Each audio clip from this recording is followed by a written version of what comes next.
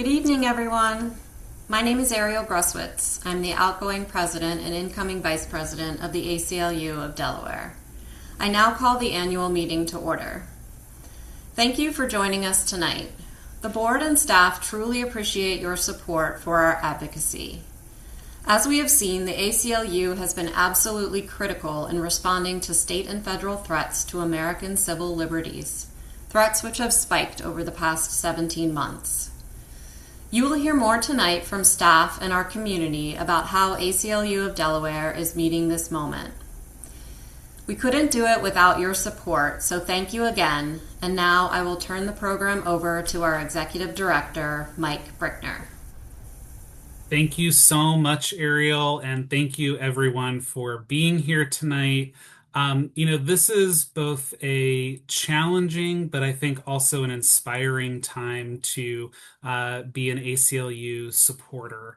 Obviously, there's so much going on around our country that is deeply troubling. And yet at the same time, we here at the ACLU of Delaware continue to move the ball forward. And so we're going to talk more about that tonight. Before I get too far into that, though, I want to give a couple housekeeping items. So first of all, if you need closed captions for accessibility, we are doing those. You just have to click the More button, and that'll bring up your captions for you.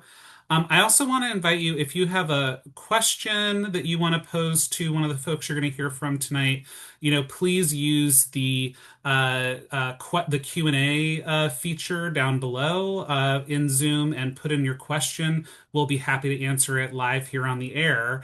But I'm going to be your moderator, and we're going to talk about some of those really critical issues that are going on here at the ACLU. You're going to hear about our smart justice work, which continues to try and chip away at the mass incarceration system that dehumanizes and locks up people in our community.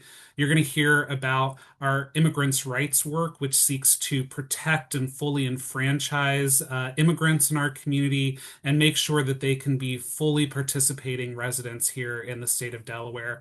And then you're also going to hear about some exciting education equity work that's going on, which I see as really a huge foundation to us being a more prosperous and just state to ensure that every child has a adequate an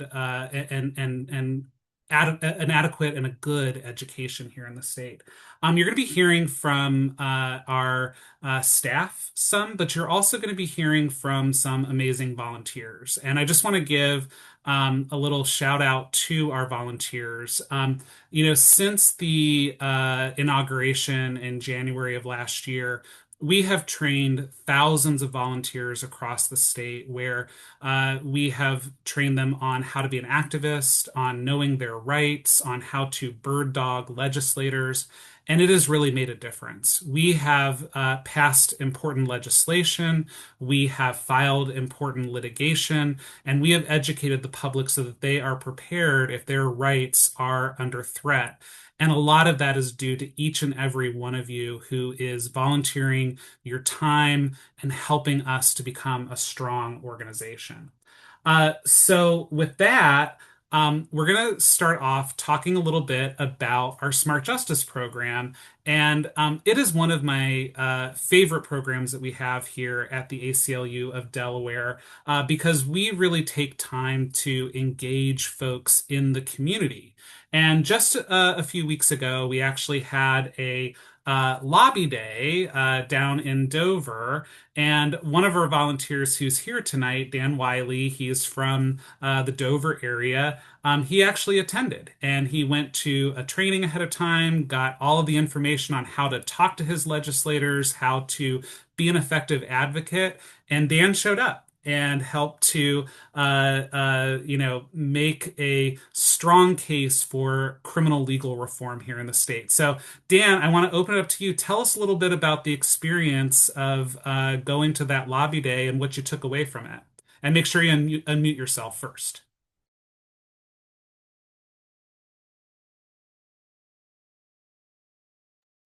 Dan, you're still muted. How's that? There you go. Thank you. All right. Well, thank you for that introduction, Mike, and I'm happy to be able to join everyone this evening for your annual meeting to talk about some of the things that the ACLU has been able to provide me in terms of my experience as a new resident here in the state of Delaware. I am from New Jersey, and when I was there, I was I was very active in my community, having served as a city councilman and block association president that I founded.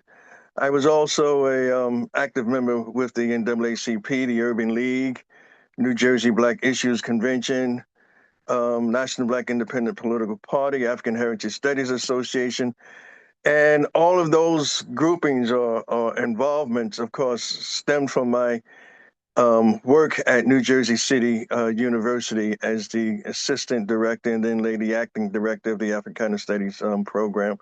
So I've had an opportunity over the course of a number of years to become familiar with a number of organizations, including the ACLU. So one of the first things that I did when I moved from New Jersey into the Delaware area, I have to give credit to my wife because together we've been sort of like a team with our community involvements. And so she founded the NAACP Dover branch and began our membership application with them. And it was at that time that I met um, a number of good, wonderful people, but the one that stands out for me is Rhonda Smack, who is the campaign manager for the ACLU. Her invitation to me to come and participate in the Legislative Hall Day was something that I was looking forward to. Um, One of the things, of course, that Vonda always enjoys saying to people is that find your voice, become active in your community, know who your legislators are, know the issues. Don't be afraid to speak up and take the opportunity to raise questions around the things that concern you because everyone can make a difference. Everyone may not be able to make a difference if they're silent. But together, when we join our voices with others, we can move to make a difference. And we can show that through organized unity, not as self individuals moving alone, but as individuals joining together for a purpose to bring about change. And so those are the things that I took away from Vonda and her time that she spent with me and others on that special day at Legislative Hall. We had an opportunity, of course, to meet with the legislators. One moment for me was to be able to have an encounter with the governor. He and I spent some time together, and Vonda likes to tease me by saying simply that he spent more time with me than he did with others. And I think that was largely due in part because he knows New Jersey and he knows Jersey City, the town that I've come from. He has relatives in New Jersey, and so we had an opportunity to talk about Jersey City, things that was going on there, and things that he was familiar with. He even told me about his favorite restaurant that he enjoyed having a meal at. So it was good to be able to meet with the governor and to talk with him. We also had an opportunity to meet and for a few minutes and speak with the Speaker of the House. I had opportunity to speak with we all had an opportunity, that is, and we took pictures, we took photographs with everyone that we encountered, particularly even the Lieutenant Governor and our legislators. That is, I was part of the group that came from Nobles Pond. I myself reside in Verona Woods. So together, our groups came together. Again, we had an opportunity to sit and talk with individuals who represented us, and that was a good session. So I look forward to continuing my work with the ACLU. I look forward to learning about the issues, learning about Delawareans, and becoming involved not just in the work that the NAACP does, but in the work that ACLU also, is engaged in. To learn more about probation reform, to learn more about education equity, to learn more about many of the issues that impact, the people in the state of Delaware, the quality of life, particularly the issue of homelessness. And no better organization other than the NAACP, of course, and the ACLU can I get the training that I need in order to participate with others to make a powerful difference and bring about change in the lives of people here in the state of Delaware. So thank you for this opportunity to join you this evening. Thank you for the opportunity to speak. And I'll turn it back over to you, Mike. Thank you so much, Dan. And yeah, I love those people over at Noble's Pond. I know a few of us went over there and talked to them last year. Great group of folks. And I just love this story so much because, as I said, so many of us after the election, sat around and said, well, what can I do? How can I make a difference? And this is one way that you can make a difference is, go to a training, learn how to work with your legislators, how to advocate for the things that you care for, and make a difference here locally. But speaking of making a difference locally, I want to take us to our immigration issues that are going on. Obviously, these have been in a lot of our minds over the last year and a half with all of the attacks federally, but also we've seen the presence of immigrations and customs enforcement ramp up here in the state of Delaware too. And so many people have been, concerned about the impact here. But we're very lucky that we have folks in the legislature and out in the community who are taking action. I get the pleasure to introduce two of those folks, and I'll introduce Rep. Mara Gorman. But if you don't know Rep. Mara Gorman, she's the hardest working woman in showbiz as far as I'm concerned. So, she's a first year or first term legislator, but she has been very, very hard at work. And she represents the 23rd District, which includes Newark, White Clay Creek State Park, and parts of Lower Pike Creek. But she has been working on a variety of different important legislative initiatives, particularly in the area of immigrants' rights, but not only in the area of immigrants' rights. And then we also have Beth Ann Gluck here. And Beth Ann, her career in education spans the P20 spectrum. She is a retired dual language Spanish immersion educator. And she worked in Red Clay School District and at Las Americas Aspira Academy in Newark. And she has also been a college admissions counselor at the University of Delaware. But she's an activist who is really focused on how to best support and protect immigrants in our state from having their rights violated. So we're going to hear from both a legislator who's working every day in the General Assembly and an activist working in the community. So let me start with you, Rep. Gorman. What can you tell us about the ways in which the legislature is working right now to protect immigrants and other vulnerable communities? Thank you so much, Mike, and thank you everyone for being on this call. A funny thing about protecting immigrant rights is that when you protect immigrant rights, you protect human rights, and civil rights. So that's actually kind of the fun part of doing that work, I would say. And so when Donald Trump was elected, on the same day that I was, I basically immediately started thinking about what was going to happen in terms of immigration, because I remembered what had happened in 2016 and how that was one of the first things he had done. I knew he was going to bring back a lot of the same people to work on that with him, which he has in fact done. It's worse than I had envisioned. Even my pessimistic self could not have quite imagined how bad it would get. But so in Delaware, the good thing is that we were able to start working on it right away and take some steps pretty much right away with the start of the 153rd General Assembly. So the first set of bills that we were able to pass in the first part of session between January and June last year included a affirmative ban on citizens' arrests in Delaware. When I conceived of that bill, I was thinking more along the lines of like, I didn't want someone taking the law into their own hands and trying to arrest someone who they decided was undocumented. But it, of course, also applies to anyone else who might be harmed by a citizen's arrest. And we actually, in the course of doing the research for the bill, discovered a very old piece of like kind of Jim Crow era code that allowed for not only allowed for, basically said that people were responsible for arresting someone who was suspected of a crime in another state, and that they actually had the power to arrest anyone who didn't help them in doing so.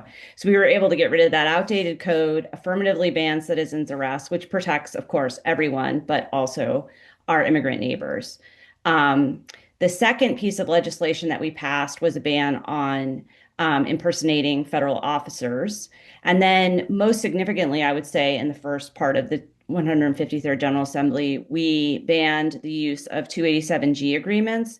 These are agreements that ICE enters into with local law enforcement where they actually give them resources, pay them, have a contract for local law enforcement to work with with ICE agents to do federal immigration work.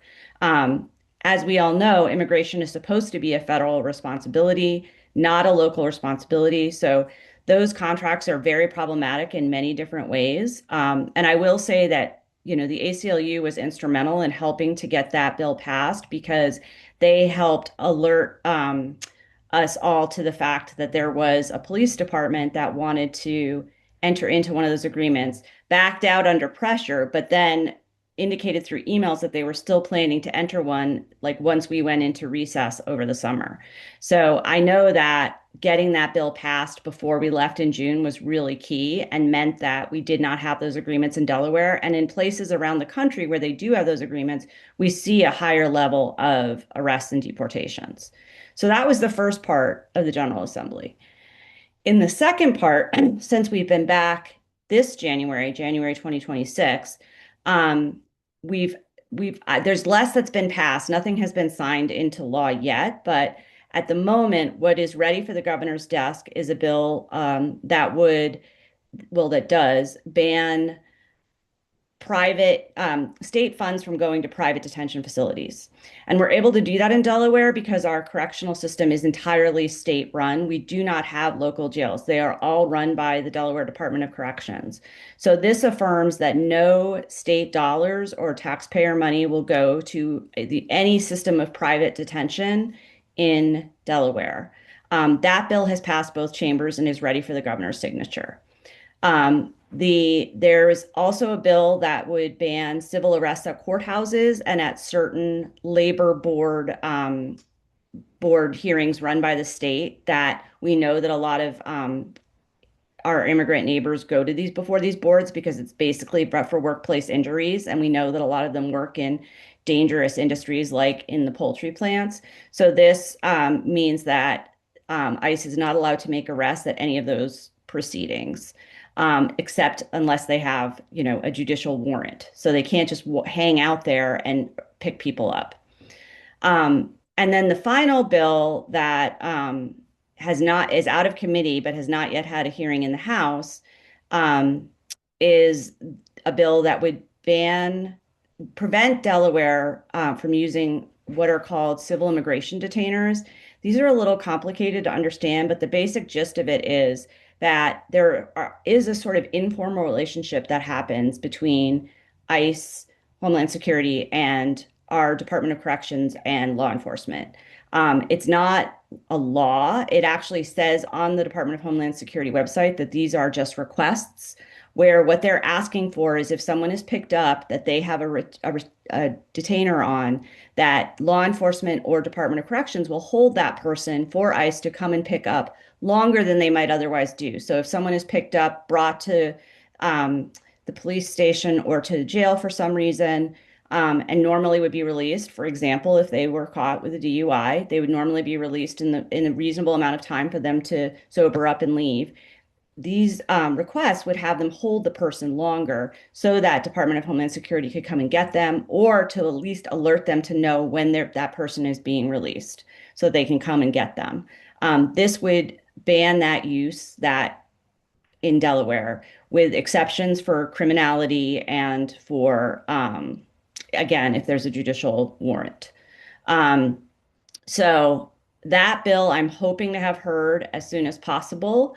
Would, any advocacy support on any front to help that bill would be much appreciated. The advocates have been really key in everything that we've been able to do, showing up at our committee hearings, sending emails to leadership and letting them know you want those bills on the floor. I think it's really important because while there is a lot of sentiment in the public, and these bills, I think, are broadly supported, that doesn't always make them politically easy to do. Um, so, I am very grateful to the ACLU for all the support you've already given and everyone involved, all the support you've given. I know you all show up. You show up at the hearings. I see you. And, for this last bill, the detainer bill, which I think is really the key bill in terms of us stopping the number of deportations from getting higher than it is. Yeah, thank you so much, Rep. Gorman. And, we appreciate you too. As I said, I think you're the hardest working woman in Dover right now. And, just a aside, the work that we're doing here in Delaware really, really matters. It certainly matters for all of the Delawareans, but it also helps to set the tone for the rest of the country. I think back to that 287G ban, Yes. and, this year, Maryland passed a 287G ban, and I had folks in Maryland who reached out to me who said it made it a lot easier for us to do that because Delaware acted first. And in fact, I had some people who said, "Man, we worked on it for 10 years in Maryland. How did you get it done in 6 months in Delaware?" And I said, "Well, our crab is better and our legislature is better, I guess." I don't know about that.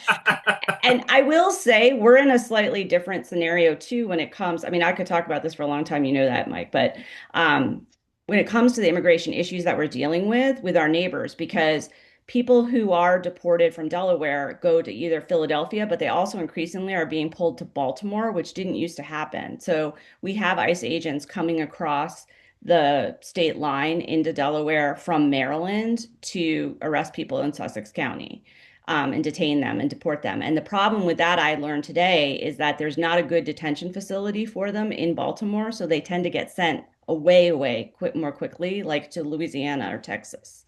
So, like, just having Maryland have good laws actually also is going to benefit Delawareans as well, because we live so close in such proximity to our neighbors, and the fact that there's no immigration court in Delaware.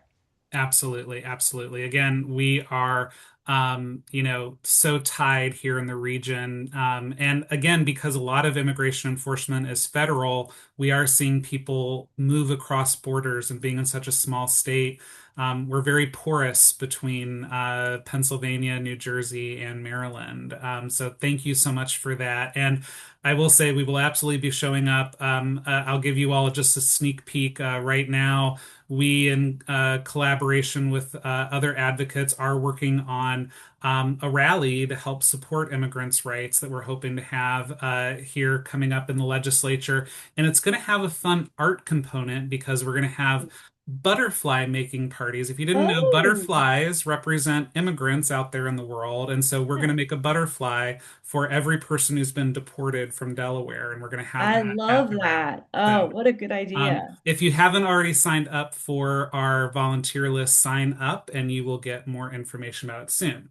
But speaking of volunteers, we also have somebody from the community who's been working very, very hard on immigrant rights as well, Beth Ann Gluck, who is, the typical Delaware activist because she is associated with multiple groups. So she's active in Indivisible Highlands and Beyond, Indivisible Newark, but also Newcastle Help, which is a really, really great organization. So, Beth Ann, can you tell me a little bit what your work looks like, and what are the things you're doing out in the community, and what would you say to somebody who wants to get involved in some of the things that you're working on?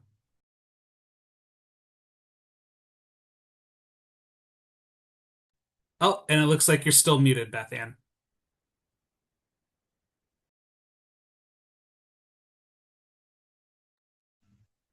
There we go. Thank you so much for this opportunity. So my activism in the immigrant rights space has been driven by my work as a former educator. I worked with a lot of students and families who went through Trump 1.0, very scared and worried about what might happen to them. And of course, here, as Representative Gorman mentioned, Trump 2.0, it's just all amplified. So I'm currently involved with the ACLU Delaware. They have been wonderful in helping to train me and others on how to help our immigrant neighbors. And there are many different opportunities for anyone to get involved, whether it's legislative advocacy, and you just heard all about Representative Gorman's bills that she's been putting forth in the legislature. There are others as well. It's really fun to go down to Dover and sit in on a committee hearing or have a meeting with a legislator, or even just catch them in the hallway or as they're grabbing a cup of coffee downstairs in the cafeteria. It's really amazing how you can use your voice here in Delaware, this being a neighborly state, and really share your opinions on important issues like this. So thank you, Rep. Gorman, for being a champion for immigrants' rights. Hoping that some of this legislation gets out of committees and voted on both the House and Senate floor and ultimately signed by the governor. Another way folks can get involved, Indivisible Newark has been actively involved with a Know Your Rights for Businesses campaign. So the ACLU came and trained a bunch of us at Indivisible Newark, and we've taken and collected a bunch of free resources that we're making available to the community. And basically what we're doing is we're going out wherever we go about our usual day. And if we are in a business and say I go to a favorite restaurant, I ask to see the owner or the manager, we give them a business card that has 2 QR codes on it. One that contains the free resources that tell business owners how they can protect themselves and their immigrant employees should there be an encounter with ICE. And secondly, a QR code for stories. We're collecting stories from immigrants who have been negatively impacted by immigration enforcement. So that's another way folks can get involved. Third way is working with Newcastle Help. So we're very fortunate that we were able to model Newcastle Help after a very successful Sussex Help program downstate. This is a volunteer-driven effort to support Delaware's immigrant families that are in temporary and acute crisis as a result of having a family member detained or deported.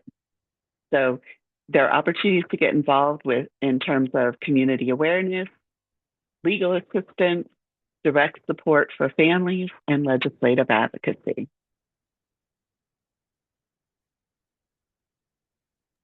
So amazing, Beth Ann, and again, appreciate all of the great things that you're doing. And yeah, I was so excited when I heard that Newcastle Help was getting started because we've worked quite a bit with Sussex Help. And I think it's really important to remember, like, yes, we have all of these protections we can put into the law and everything, but also people are just kind of suffering right now. And there's ways that we can provide that direct support to individuals to help them, get up off their feet and to get through any kind of hardship that they're experiencing out there in the community. So thank you for all of that important work that you're doing. Love it so much. Thank you. Next person we're going to hear from is we're going to pivot back to our smart justice work. And you heard from one of our volunteers earlier, but now you're actually going to get an opportunity to hear from one of our clients in one of our legal cases that we have currently. So we have the pleasure of having Chris Morales here. He was incarcerated at Sussex Correctional Institution. And while he was there, he experienced some abuse by some correctional officers. ACLU filed a lawsuit on behalf of Chris, but also over 30 other folks at Sussex Correctional Institution where we allege that this had been a strong pattern of abuse by these correctional officers on multiple people in that facility. So we're going to hear a little bit about Chris's experience. I just do want to give a little trigger warning if you're a little sensitive or anything. Chris is going to be talking about the things that he experienced, which might be hard for you to hear a little bit. So if you are sensitive, just be aware of that. But Chris, welcome. If you want to go ahead and unmute yourself, I'll ask you my first question. Yes. So when you were first taken to Sussex Correctional Institution, did you feel safe, or were there indicators that this could potentially be a dangerous situation for you? It wasn't a good feeling. I already knew that, eventually something was gonna happen, you know? Yeah. Yeah, and so you came in and you had like an unsettling feeling, and Oh then yeah. you had an interaction with some of the staff and the corrections officers. What were those interactions like? Tell me a little bit about them. Uh, just their demeanor was very scary, very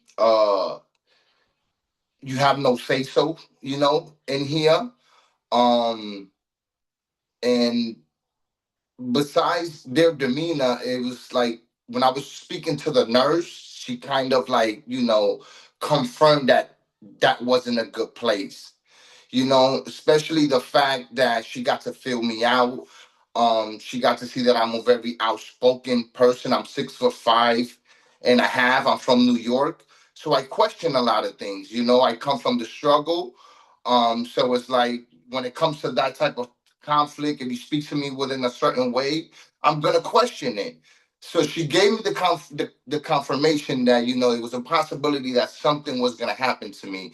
And yet indeed something did happen to me. Yeah, yeah. So walk us through what happened. So in this interaction with the correctional officers, how did it start? And then what was the actual assault like? What happened to you? Well, the assault was brutal, it was uncalled for.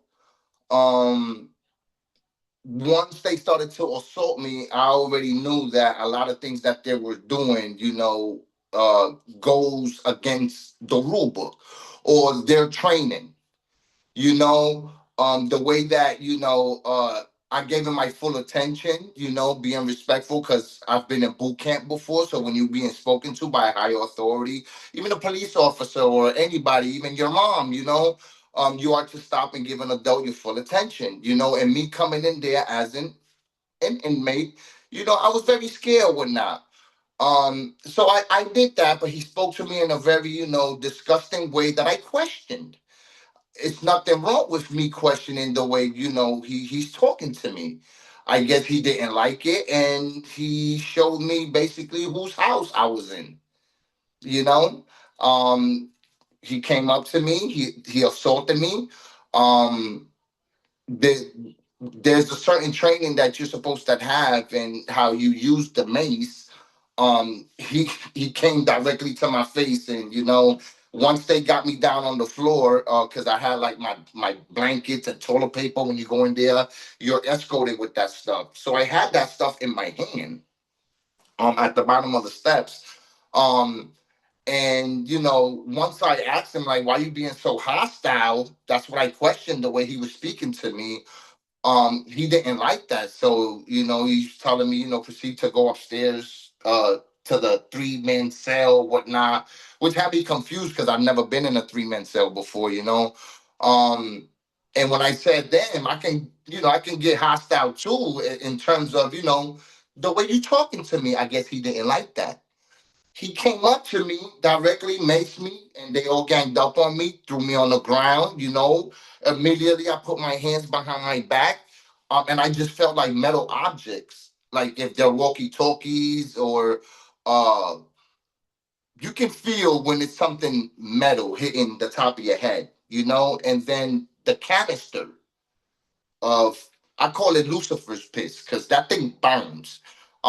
It was directly right here, like Mhm. intentionally, you know, to try to make an example. Like, you gotta keep your mouth shut. This is our house. Who are you? And I'm 6'5". I'm very big, and they kind of, everybody knows when I speak. You're not from out here. I live in Virginia. Um, and then they dragged me to intake or whatnot, which I just came from there. And then when they dragged me over there, I looked over to the nurse that I just finished seeing. And I know she felt bad for me. And I was like, oh my God, I just, finished talking to this young man. And I had a knee brace as well that I told her I just finished having a motorcycle accident prior to being there that she allowed me to have. They took it off of me, which I needed it for my knee because I have nerve damage. They took that from me. They stripped me naked and they did another strip search. After I just got strip searched, right before they came and got me and took me to the housing area. Everything happened so quickly. And I got that stuff, the mace all over my face and stuff. And my hands, of course, because I was trying to take it off and wipe, didn't allow me to take a shower or anything like that. I just took off the jumper that I just finished putting on. I took that one off. They gave me another jumper. Then what they did was, before I put the jumper on, they told me to pick my private part up again. And I said, "Oh, I just did this. What do you mean? Can I at least like wash my hands?" They said no. So it's like they getting a kick out of this. They understood I had that stuff in my hands. Now they want me to touch my private part. I'm so sorry that that happened to you. And I just want to, So psychologically, as everything is going, this is what I'm thinking. I'm like, oh, these people here, they get a kick out of it. And excuse yeah, my language, most of the people that are there, I was scared because it's Dover. I hear, it's a very racist place. I come from New York, you know. Um, I was scared for my life. yeah. And here you And go. Now they're handcuffing me after I picked my private part up. Now my private part is burning, and I put this new jumper that they gave me. They handcuffed me behind my back, and I see a COVID mask. As I'm mhm, still, burning and everything, and I'm trying to talk, and everything is. I have all this stuff in my face still, and I see a COVID mask, and I go, "What are you guys about to do with that?" Oh, put it on. And as soon as he said that, I went into survival mode because my hands is behind my back. yep, yep. And Automatically I started feeling like get prepared because you're gonna fight for your life. It took me back to when I was a kid and I almost drowned, yeah, So obviously, I mean, I automatically started preparing myself into survival mode, you know? and I don't think anyone would blame you. I mean, what a, horrific experience. And again, I'm so sorry that this happened to you, Chris. And Did it. I and did it because you know what? That was the hardest part. The ass whooping wasn't nothing. You know, it was when they put the COVID mask over my face. It was very inhumane, and I, mhm, and I let them know right before he put the COVID mask on my face. You guys shouldn't do this. And they just dragged me.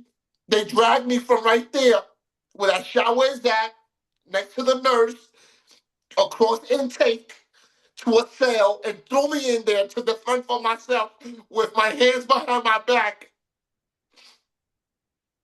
yeah, and this is why we do this work, is because everybody is entitled to be treated with basic humanity. And the really disturbing thing is, obviously I said, Chris's lawsuit has 30 plus people that are part of it. So, Chris's story happened to many other folks.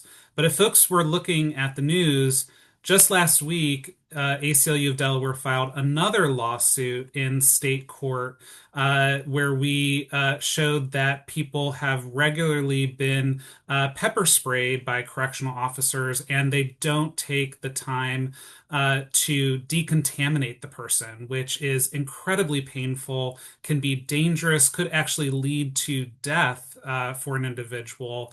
And so we are, challenging that and trying to get the Department of Corrections to abide by its own policies around these issues. So again, Chris, I just thank you so much for sharing your story, and I'm so sorry that this happened to you. But this is the reason that we do this work, is that we have so many people across the state who who face severe challenges in terms of having basic dignity and rights. And we're going to be that organization that is going to push to make sure that everyone is treated with the humanity that they are entitled to have. So again, thank you so much for sharing that, Chris. I'm going to shift now to our last issue area, which is another favorite one of mine because I'm the child and grandchild of public school teachers. And so public education is really critical for me. And today we have Toby Omotoso here, who is our Education Equity Fellow. He's a Harvard graduate. And he is a passionate legal advocate for underserved communities. And since joining the ACLU, he has been devising strategies to create more equitable education for Delaware students, including and especially those who are multi-language learners. So Toby, can you tell us a little bit more about your work right now and what that status is for the work on multi-language learners? Hello, Mike. Yeah, I'd be happy to. So the the state of public education in Delaware has been like in the news for the last several years, going back to 2018 when the ACLU filed a lawsuit challenging the structure of the education system, the education funding system in Delaware with its community partners. And one part of that lawsuit was a settlement that resulted in opportunity funding to provide extra funding for multi-language learners and students with disabilities and low-income students. But another part of that lawsuit was the commission of a report by AIR. And AIR commissioned a report to figure out basically what was an effective education for these students, which is guaranteed to them under the Constitution. And it found that the state was underfunding disadvantaged students, including multi-language learners, by about 600 million to $1 billion. And in the last few years, what we've seen is that the lack of funding, the lack of resources that multi-language learners have faced in Delaware has resulted in pretty severe deprivations in their educational experience. One particular statistic that is incredible to me in a bad way is that multi-language learner students in the last year, 86% were found to be below proficiency in math or English. And they are also twice as far behind based on like the state progress reports and progress goals behind the general student population. So what we're seeing is kind of a crisis of education in the state of Delaware. And so last week, the ACLU and we penned an open letter to the General Assembly notifying them that, under the Delaware Constitution, all students, regardless of whether or not English is their primary language, are owed a effective and adequate education, and multi-language learners are having that right violated right now. And it is incumbent upon the state of Delaware and the General Assembly to provide them an effective education and take immediate steps to improve the state of their education. And we hope that they take action on that by the end of the session, because if they don't, then we will have to take legal action on that issue. Thank you so much, Toby. And just real briefly, too, beyond the multi-language learner issue, you're also focusing on, school discipline and school to prison pipeline issues, especially as they relate to school resource officers. So can you talk a little bit about how we're working with the community around those concerns now, too? Yes. So school resource officers and generally school discipline has been an issue that has always been fraught as to civil rights of Americans. It goes back to, the Tinker case with the armbands on students at schools. The ACLU always takes very seriously the rights of students to express themselves and also to not have their education disrupted in a way that's discriminatory. And so what we've seen in a lot of Delaware schools is that, discipline is meted out against students who are minorities wildly disproportionately compared to the general student population. And so the vectors for that enforcement and for that discipline often comes through both personnel at school, including SROs and school constables, which are basically like law enforcement on the school campus. And there's plenty of research nationally that shows that the presence of SROs, the presence of school constables, has a tendency to result in a depressed school environment, reducing school community, and disproportionate disciplinary enforcement against minority students with disabilities and low-income students. So it's an issue that we're definitely taking very seriously and looking into in Delaware as it pertains to the education of Delaware students. Yeah, and if anyone is a parent or knows a student who went through a disciplinary issue or is a multi-language learner and hasn't gotten, a proper education and they're concerned about that, please reach out to Toby. If you go to our website, you can find his staff bio and you can actually contact him through there. Or you can email our general ACLU email. We check it every day and we will make sure that your information gets to Toby. So please do reach out to him. So you've heard we have a lot going on the programmatic side. And, I'm just so proud of all of the staff, the volunteers, the legislators, and especially our legal client, Chris, and all the folks who stood up to abuses of their rights. This is why we do this work. But the other group that I'm really proud of is our amazing board of directors. And so part of the reason that we do this is because we have elections every year at our annual meeting. And so I'm going to turn it over to our very sadly outgoing president, Ariel. I'm going to miss her as president so much, but she's not going far away, to lead us through the last bit of board business of who's rotating off, who's rotating on, and then we'll be closing out with our new board president. Great. Thank you, Mike. And thanks everyone for all of those really important updates. So first, I want to acknowledge two of our board members who will be rolling off of the board after serving multiple terms. The first is Kathy Epler, who joined our board in 2019. Kathy served as interim executive director before we hired Mike back in 2020. And she has also served on the finance and Candler event committees. Desmond Baker joined the board in 2015, and Desmond served as vice president, equity and diversity officer, and on the finance committee during his terms. Kathy and Desmond, we appreciate your service and dedication, and we will miss you on the board. Next, I want to acknowledge the 4 board members who have been elected for a second term. Sarah Hildebrand and Jennifer Sue, who are co-chairs of our governance committee. Caitlin McAndrews, who serves on the finance and governance committee. And Jim Nolan, who serves on the governance committee. So we really look forward to continuing to work with Sarah, Jen, Caitlin, and Jim.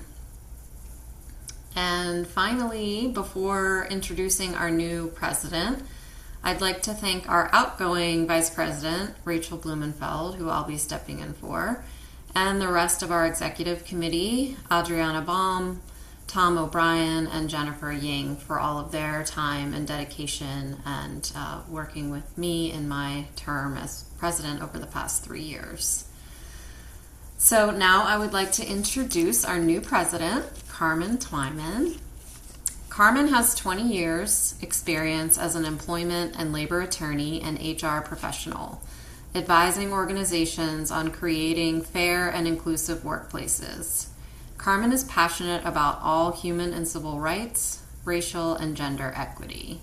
So Carmen, I look forward to working with you together in my new role as vice president, and I'll turn it over to you to say a few words. Thanks so much, Ariel. I'm really honored and humbled to step in as board president. Definitely have big shoes. I just wanted to say a word of why I got involved with the ACLU in the first place. And really, it's because First Amendment and constitutional rights are under real pressure, especially now. And I see the ACLU of Delaware as being central to really playing a role in protecting our democracy. I do want to say we have an awesome board and we have an awesome staff, volunteers, and clients. And whether the ACLU teams are focusing on smart justice to address racial disparities and restore dignity to people like Chris, who we heard from tonight, and our communities, or immigration, as Representative Mara mentioned, really to strive for basic human rights so we can be butterflies. And for education equity, as we heard from Toby, on protecting learning and access. I, for one, see that as an investment in democracy. I'm here for all of it. I do want to thank the ACLU staff, not just tonight, but always, because while you're hearing about the board right now and some of those changes, the board is definitely not the story. The staff is the real heroes of the work that the ACLU does. And in my role as president, and I know this speaks for the rest of the board, we're here to support. We're here to be a resource and to guide and really get out of the way of staff and our volunteers to be stewards of the mission. So I take the honor with humility and am really excited to step into the role and continue to work with Ariel and the rest of the board. Thanks so much. Thank you so much, Carmen. I am so excited to work with you. When you agreed to be president, I was like, oh my gosh, dream come true, because I was so sad about Ariel not being president anymore. And I just want to say, I've been very lucky. Kathy Epler was my incoming board president and was such a great help for me as a new executive director. And then I've had the pleasure of working with Ariel for the past 3 years. So just feel very lucky to have another great president coming in. And again, just thank you again to Kathy and Desmond for all of their contributions.